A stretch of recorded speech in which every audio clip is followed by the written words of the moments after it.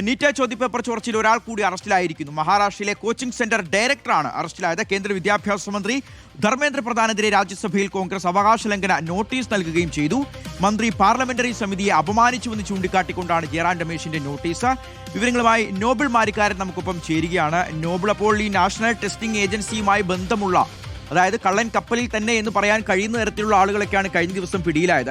ഇപ്പോൾ ഈ പുതുതായി പിടിയിലാകുന്ന വ്യക്തികളും എല്ലാവരും സ്വന്തം ലാഭത്തിന് വേണ്ടിയാണ് ഈ ലക്ഷക്കണക്കിന് വിദ്യാർത്ഥികളുടെ ഭാവി ഇങ്ങനെ ഒറ്റുകൊടുത്തത്. ഒട്ടും പ്രതീക്ഷിക്കാത്തൊരു കാര്യമാണ്. അന്വേഷണം ഏത് വഴിക്കാണ് പോകുന്നത്? ഒപ്പം ഈ ഒരു വിഷയത്തിന്റെ മേൽ നടക്കുന്ന രാഷ്ട്രീയ പ്രതികരണങ്ങൾ എങ്ങനെയാണ്?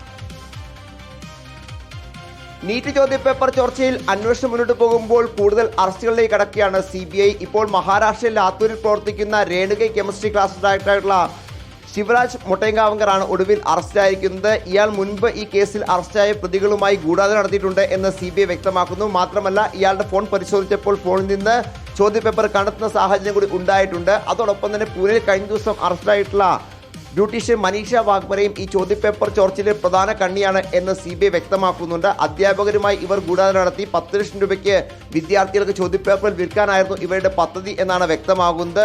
അതോടൊപ്പം ഇന്നിപ്പോൾ മഹാരാഷ്ട്ര നന്ദനിൽ 8 മണിക്കൂർ CBI പരിശോധന പൂർത്തിയാക്കിയിട്ട് മകൾക്ക് വേണ്ടി 5 ലക്ഷം രൂപയ്ക്ക് ചോദ്യപേപ്പർ വാങ്ങിയ ബാബുറാവു കദത്തിന്റെ വസതിയിലാണ് പരിശോധന നടന്നത്. ബാബുറാവു കദത്തോടും കുടുംബത്തോടും ചോദ്യം ചെയ്യൽ ഹാജരാകാൻ നിർദ്ദേശം CBIയുടെ ഭാഗത്ത് ഉണ്ടായിട്ടുണ്ട്.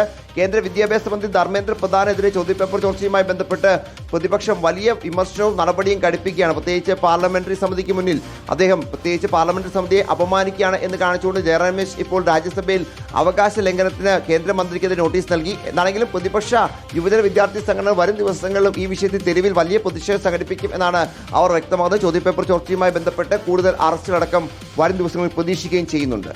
ശരി, നോബിൾ മാരിക്കാരനാണ് ഈ വാർത്തയുടെ വിവരങ്ങൾ നൽകിയത്.